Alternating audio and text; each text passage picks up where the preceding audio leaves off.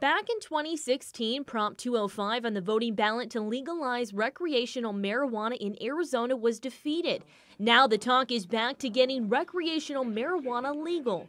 Veterans United for Cannabis hosted a panel with law enforcement and veterans to discuss whether the state should end cannabis prohibition. David Croto says he had a surgery for a hernia last year.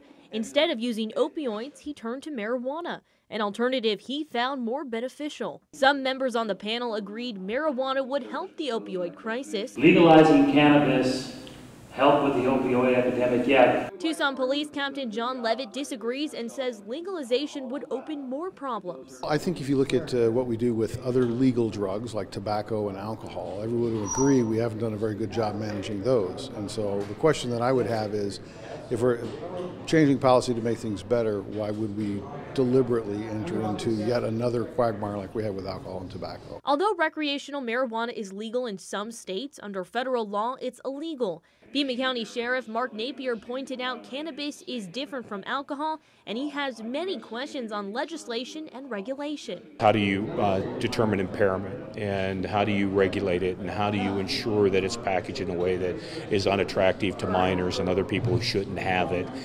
So there are a lot of legal hoops that we would have to go to, and of course there are some public safety concerns with people driving impaired under marijuana. However, Safer Arizona Cannabis Legislation Chairman says this could create more jobs in Arizona. We can build buildings out of it, it's medicine, you can make biofuels out of it, etc. So we're not trying to make it so that only a certain socioeconomic class of people can benefit from it. We want to make sure that everybody has the possibility. Safer Arizona has a petition online to end cannabis prohibition in the state. They need 150,000 signatures before July 5th to get it on the November ballot.